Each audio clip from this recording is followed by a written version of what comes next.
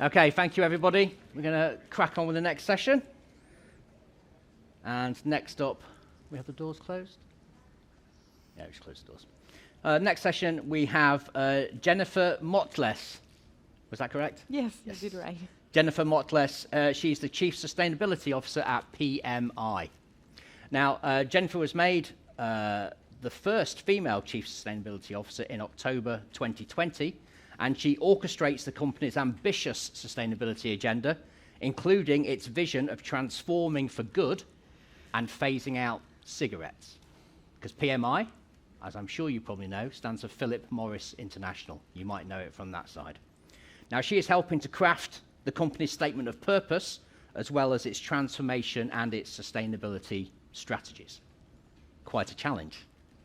So, Jennifer, tell us a little bit more about yourself and your role. Sure, and I'm glad that you mentioned that, because probably most people don't know what PMI does, and if you know what PMI does, you wonder why do they have a Chief Sustainability Officer, and how can a Chief Sustainability Officer work for a tobacco company? And I think that that's really the first thing to talk about, irrespective about everything else that we're going to chat about today.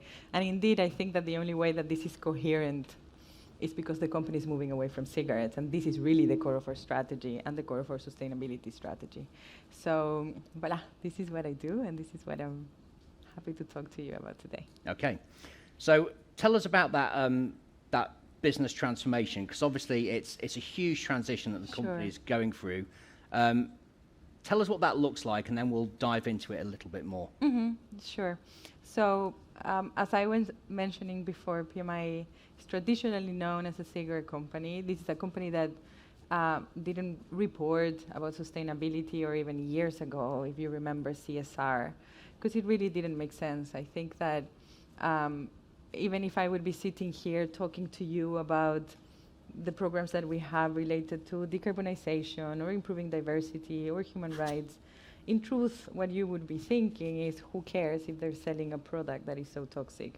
And so it was really only when the company was ready to move away from cigarettes and really redefine its value proposition and success in a way that was no longer based on making or selling cigarettes, that it could go a step further and think, okay, these are the impacts of my product, this is what I'm doing to change that.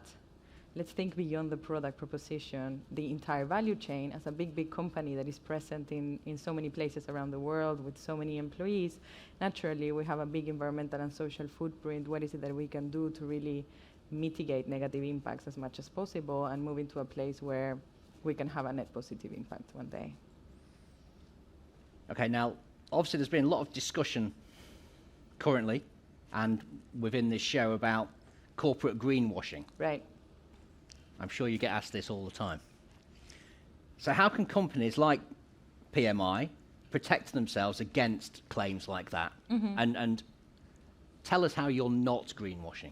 Yeah, so I think that, and I imagine that all of you, to one extent, work on sustainability, so what I'm going to say is going to be a little bit technical, but I really believe it's so important, especially for those who are working in sustainability, that is the importance of materiality. And materiality is an exercise that is not unique to PMI, but really unique to any company that is seeking to be coherent in the way that it approaches or prioritizes sustainability issues. And now we're seeing with the EU and different regulatory bodies really looking into mandating and norming this in a better way, aligned with the GRI. And for PMI, the greatest negative externality that we create comes from the products that we sell. And so part of greenwashing is that candor, is that honesty of saying, yes, the list of ESG issues is very long, it's very, very long, and you can pick and choose those areas where you are more comfortable talking about. But in truth, you really need to talk about those areas where you have the greatest impact, talk about the impact that you're creating, and then say what is it that you're doing to address that. That's the first part, in my opinion, about avoiding or having a conversation about sustainability as a corporate, as a company that is honest, that is transparent. And then the second part is data and reporting. How is it that you're measuring? How is it that you're putting, to the extent possible, data or quantitative measures in place and qualitative measures in place that can allow stakeholders that maybe don't know your company or don't know you well to verify and measure by themselves how change is happening, how you're doing it, what kind of impact you're having. And then your claims shouldn't go beyond that. So what you're talking about should actually correlate to the actions that you're taking and the impact that you're having.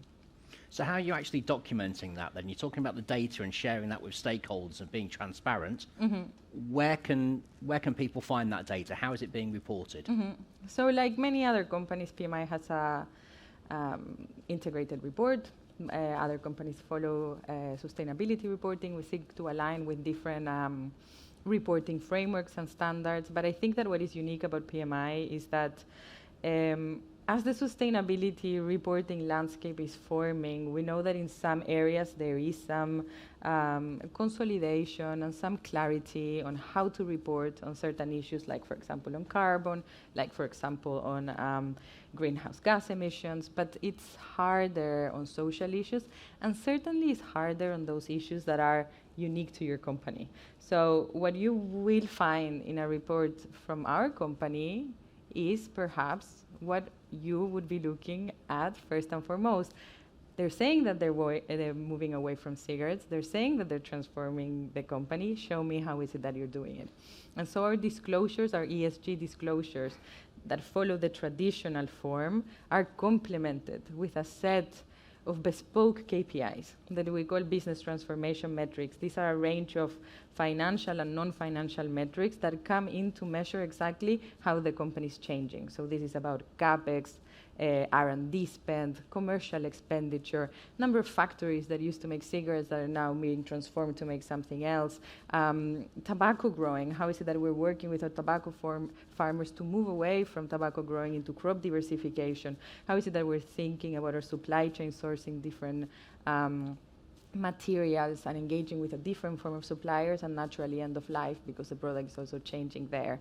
And having that clarity, in my opinion, is really what allows us to have a conversation that is more meaningful, because I think that for those who work in reporting, you know that your one important audience is the investor community. And so the data that you put out there will inform the engagement that you have, and the investor community has a lot of power to drive change, provided that they're informed properly. And so as companies, our duty is to put the right data out there, and data that is responding to materiality.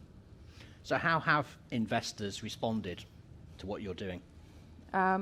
I think for me it has been quite rewarding, because I would see, but I'm not quite sure if this is unique to PMI or really how the landscape is evolving with regulation, with awareness, with everything that we're seeing and living and seeing in such a tangible way from an environmental perspective, everything related to climate change, biodiversity laws, social aspect, mass migration. It's very difficult to avoid it. But certainly, when you, as a company, can have disclosures that are more sophisticated, the engagements are much more meaningful. And so, something that, from an ROI perspective, it would be a completely different conversation to engage with a tobacco company on matters that are not necessarily material, that are important, but maybe are not going to have a big impact on society at a macro level, than having the ability to have a conversation with an investor that wants to know, I want to understand how is it that you're transitioning. And the reason why I say this is because I work for a tobacco company that is transforming, but this is not the only company that is transforming. Perhaps the most important one from an industry perspective is energy, is oil and gas. So when you have conversations about moving away from fossil fuels and investing in renewables, what does that really mean? What are the metrics that you need to attach to that conversation so that all stakeholders, and especially investors, can understand what are you asking for? What is your R&D spend? How is your resource allocation? What percentage of revenues are coming from renewables?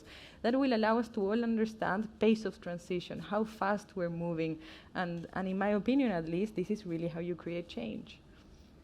Okay, now let's put aside for the moment that you're essentially a tobacco company, a cigarette company, other products that you're making.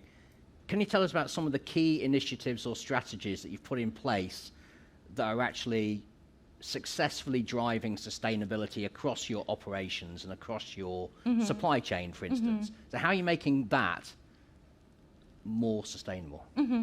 So the way that we structure a sustainability strategy in order to bring that transparency and that clarity is that we distinguish those issues that derive from the products that we sell, those environmental and social issues derive from the products that we sell, and perhaps this is unique to our company.